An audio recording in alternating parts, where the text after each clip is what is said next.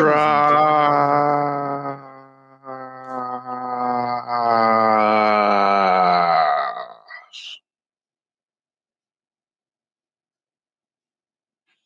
Wow. Don't you dare be sour. Wow. I feel pretty salty actually right now, folks. Debate amongst friends coming at you live, not on that DVD. We don't do that straight to DVD stuff, right? We're Debate Amongst Friends every Monday through Friday, 4 p.m. Eastern Standard Time. John Gotti was about to say, ladies and gentlemen, but I had to cut him off. Just like I'm cutting you off. Just like the Olympic team has officially cut off Sha'Carri Richardson. What the heck, ladies and gentlemen? But before we do that, Doc Leesner, alongside the Professor John Gotti, the king of RNG, the troll master, the data analyzing ninja, the conqueror of his own fate, the cleaner. Best podcasting machine. El Tranquilo, Doc Leesner, the podcasting beast, the magic man, and the regulator, that kid. How you doing, sir? I'm doing better than I ever have been right now. I think I feel great, actually.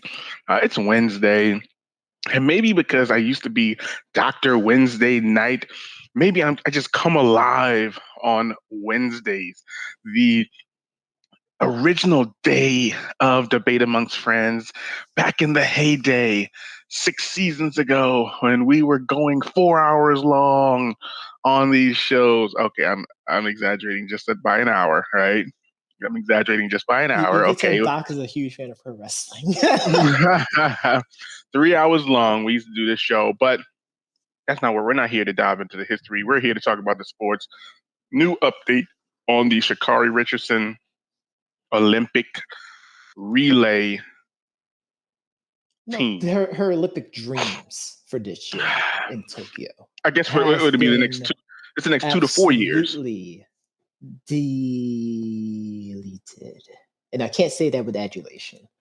No. So of course, Doc mentioned it before. She was cut from the Olympic team following her 1-month suspension for violating the drug policy, testing positive for marijuana. Of course, the speculation abound was talking about her possibly being able to do the 4x4 relay. Of course, that turned out to be a lie. Which, that's the part that really grinds my gears here, because she never said, hey, this is what I want to do. I want to join a team. It's like, let's say Beyonce, right? And I don't want the Beehive to come after me. Please, let's be very careful what we say here, right? Beyonce on the show right now? I'm going to talk Beyonce right now. It's gonna resonate here. Let's say Beyonce came out as a solo artist, right? And the Beehive formed, right? They got the Beehive early. And then Beyonce went and joined Destiny's Child, right? It would have been completely different vibe rather than her doing Destiny's Child first and then doing the whole Beehive thing that she has now. So Sha'Carri Richardson is an individual sprinter, right? She's running by herself, for herself, one woman, one lane, running for the gold. So to go from that to now having to pass a baton, and granted, I don't know if she could do all that. I don't know what she's trained to do. Passing that baton is not an easy thing to do.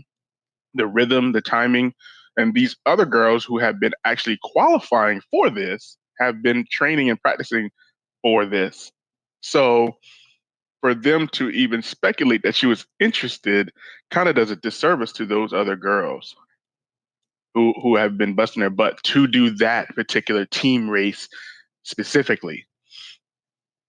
So her agent says, hey, I don't own that, right? We didn't even talk about that. But it just so happens that the community is split on whether the punishment is too severe, whether the marijuana charge is like too much, like this is ridiculous. She just lost her mom. She just did this. So she smoked a little weed, No, right? we're not getting that today. That's how, but that's the census though.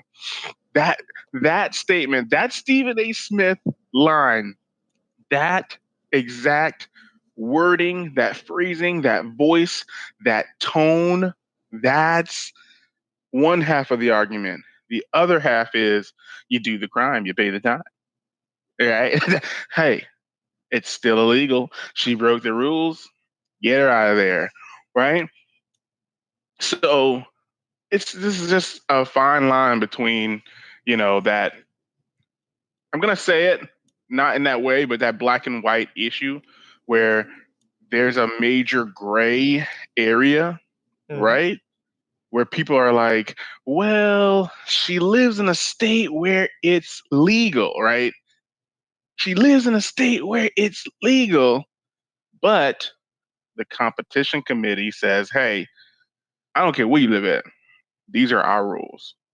And you mentioned there was another athlete, a legend in the sport of swimming, Right? who've Oh, done yeah. some things. Oh, God. But then there's also another lady who tested positive for steroids this year, also. Mm-hmm. And she actually said, which I've heard this in the past from an NFL player, it wasn't with this particular cut of meat, but she said her steroid positive test came from a pork burrito that she ate. And it's like, hey, they bought that. So, I mean, if Sha'Carri would have said, hey, somebody gave me this brownie and I ate it, but I didn't know, like, oh my God, I had no idea, we wouldn't be talking about this. Would they have given her the same grace, though, is the question. Then that's the other problem. And that's what we talked Yeah, about before is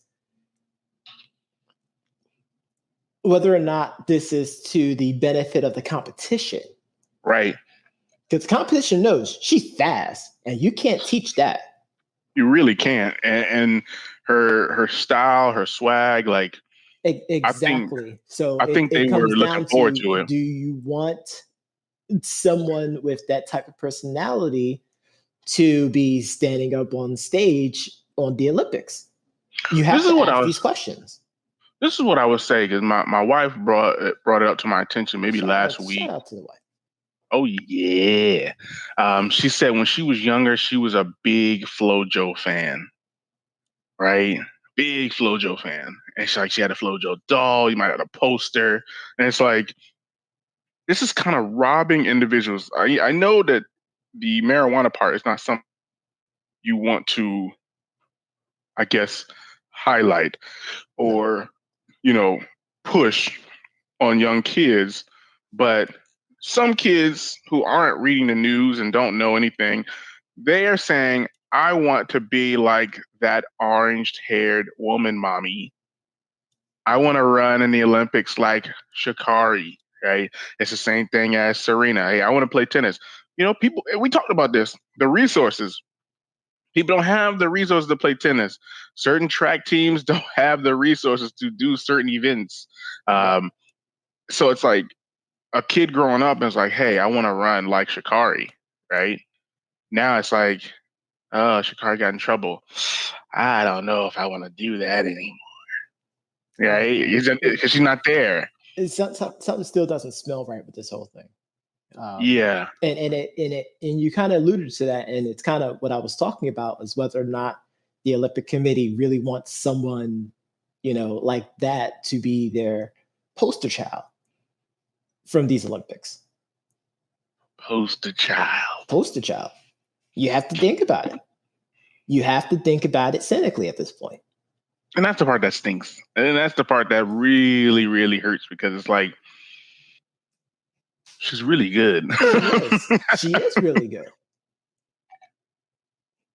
Like, I wouldn't be surprised. And of course, I'm only speculating. I'm not saying this is or Of isn't course. happening, Of but I course. wouldn't be surprised if they're like, hey, we would still allow you to run, but you need to tone all that other stuff down. You mean like the hair, pretty much. That's the only thing I can think of is the hair, because that came up again in swimming. Like, oh, they won't allow bigger caps for natural hair women, right? Or because our hair is a little thicker. So, I mean, if it's the hair, like, come on, it's actually a really cool effect when she's running. I can't lie. Like, it's like watching a female version of Goku or something, right? Like, it's just like. I was thinking more of like Chariots of Fire, but I get what you're saying there. Oh my God! Either way, it's like she's burning the competition, right? Yeah. So it's kind of representation of the flames. So I don't know. I kind of wish that they would have allowed us to have this, but at the end of the day, she got busted for the marijuana charge. And again, if it's illegal in that particular committee, we're not condoning anybody to break any rules, but certain rules are kind of, I still think there's still more to all this, but we're not going to get it because the Olympic Committee is very, very corrupt. Well, I would hope that if it does come out that there was some kind of issue, right? There was some kind of issue, then she would sue them. Because, I mean, honestly, you're losing 3 to 4 years because the Olympics is every 4 years, right? So you're losing not only the years that you train to get there, but now you're losing the years that you have to wait to actually do it again. And we're talking about sponsorship opportunities. And I was just about to say that sponsorships and like just overall, and now everything is being depicted as you being, this deviant young lady, right? This hoodlum, this thug, right? This ghetto queen with her hair and her nails and how she's so uneloquent. It's just a whole bunch of nasty things that people have been saying about Black women in particular. But I mean, I know Serena got it. I know all of the successful women have gotten it. It looks like a man, and it's so ridiculous. Oh my God, it's so ridiculous. So, but we'll see. Yeah, we'll definitely see what happens with that.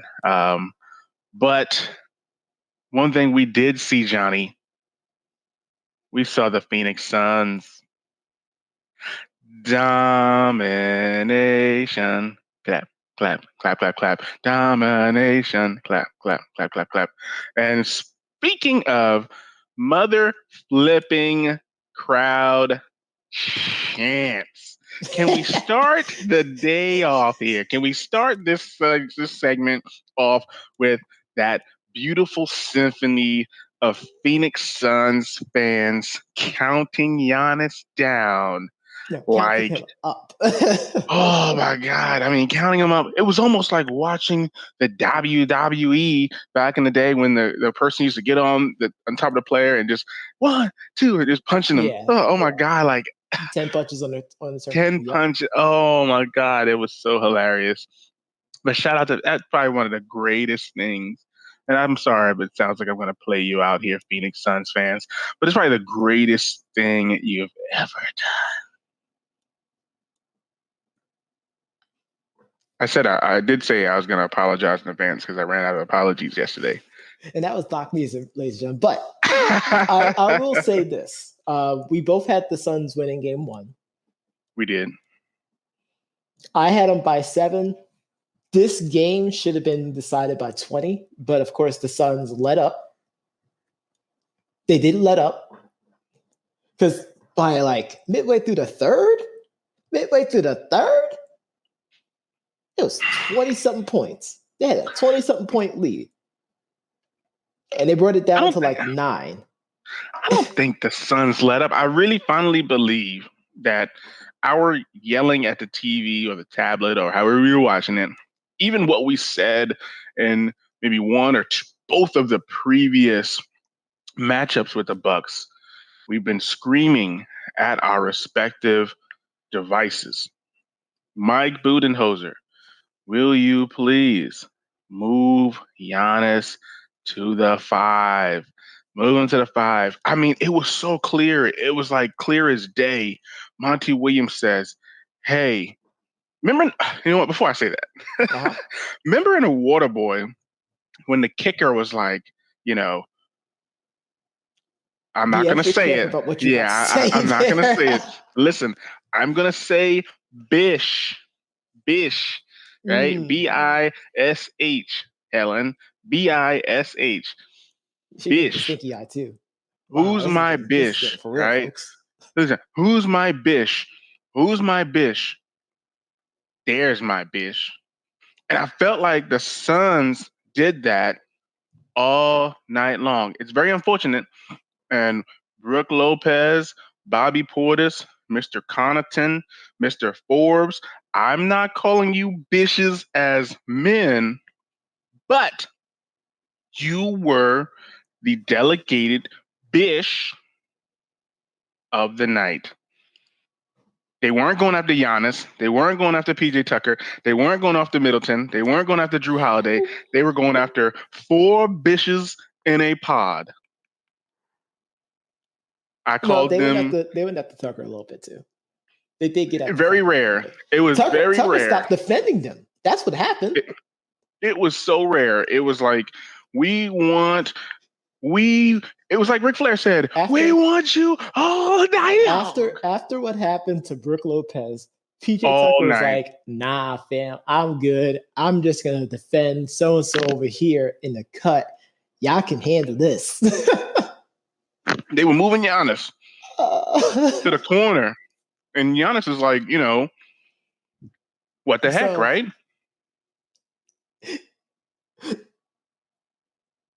So Giannis actually had a much better night on the free throw line, 7 for 12, despite all the counting. He started to make them when they were counting up to 10, by the way.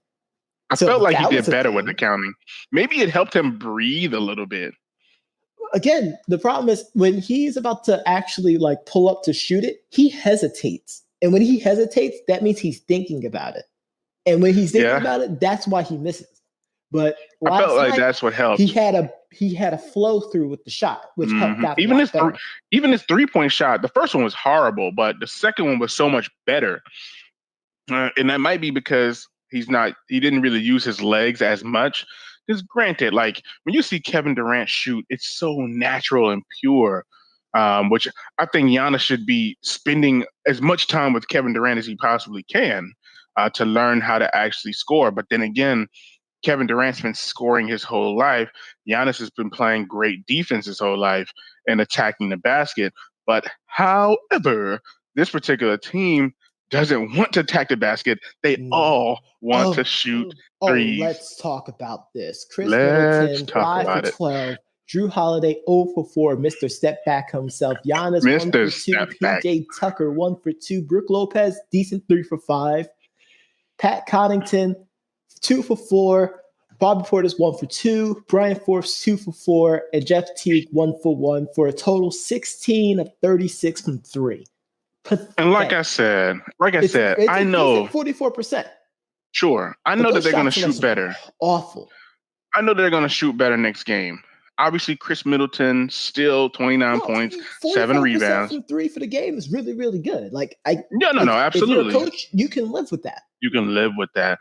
But I mean, let's not take anything away. Brooke Lopez looked pretty good when he wasn't away from the paint. Because when I looked at it, when Brooke Lopez was away from the paint, they had no rebounding capabilities because Giannis, a lot of times, he wasn't really trying to battle for those rebounds.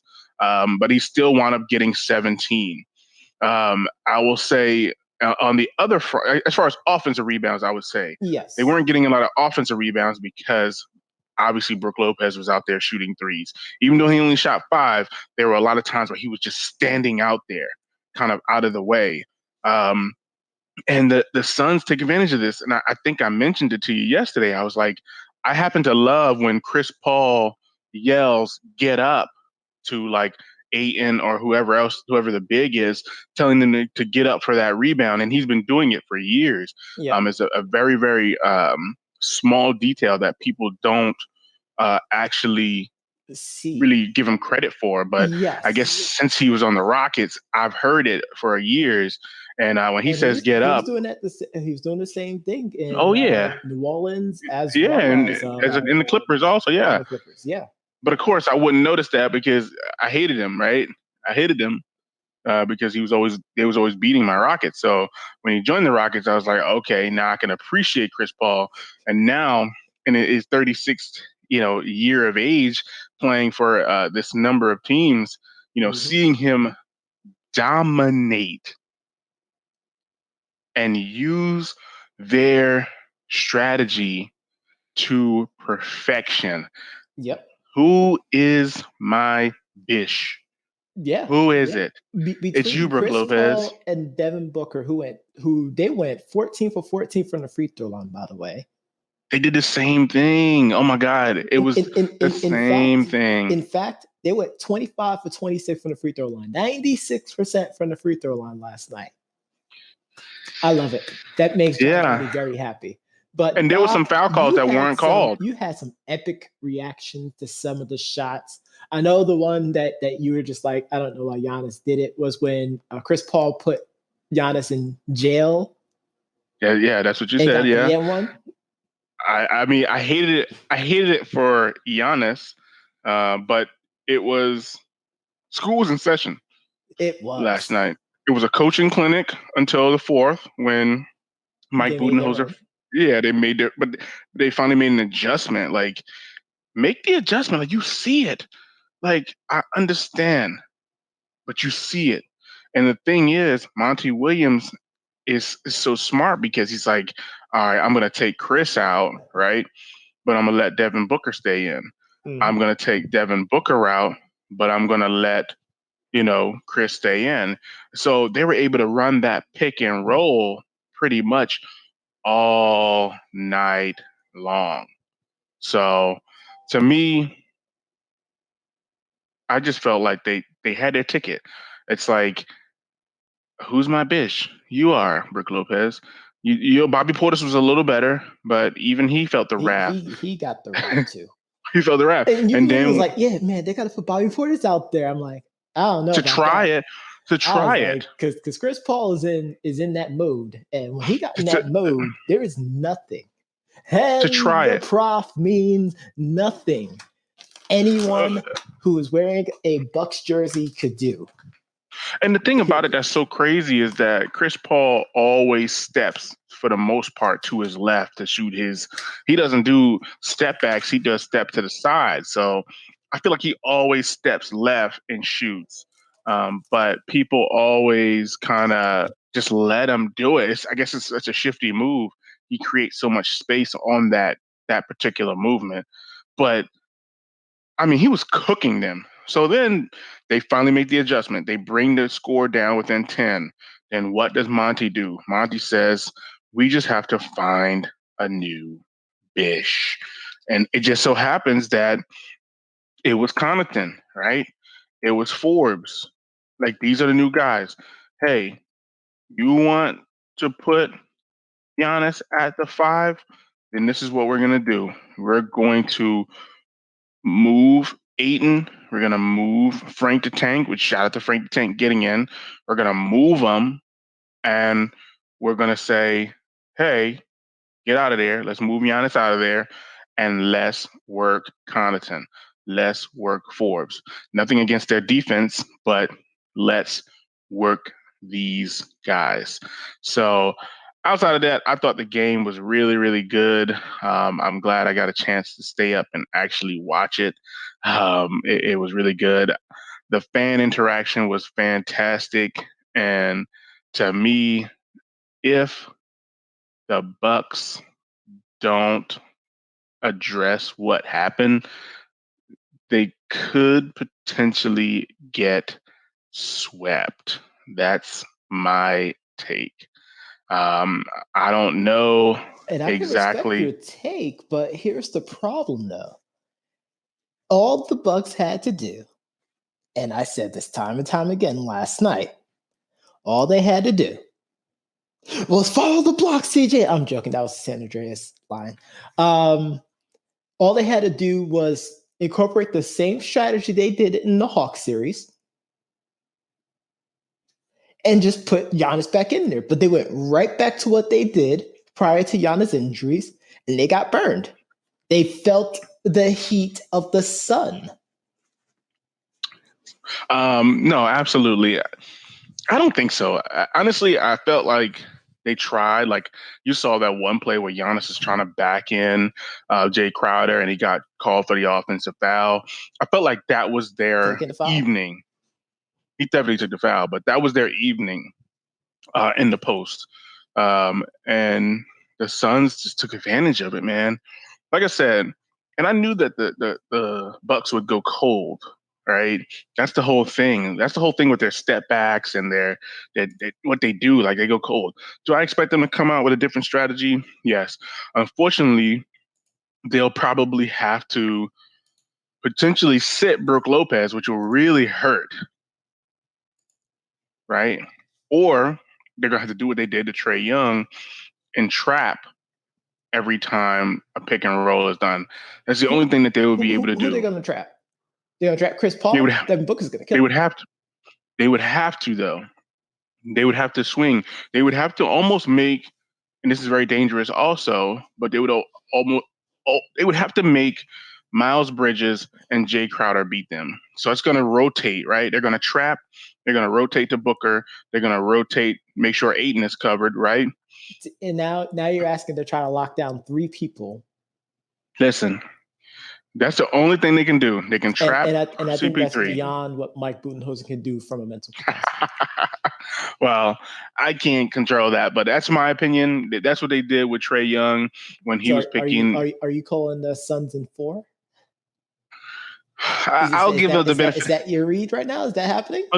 I'll give it the benefit of the doubt and say Suns in 5. Okay, they'll close it out. They'll close it out in Phoenix. I think the Bucks will get 1. The Bucks will get 1 in the Bucks will get 1 in Milwaukee, and then the Suns will close it out in Phoenix. I mean, history tells me that the Suns will just sweep them, but I feel like 5 is good enough for this one. But I know you heard this podcast on your favorite podcast platform.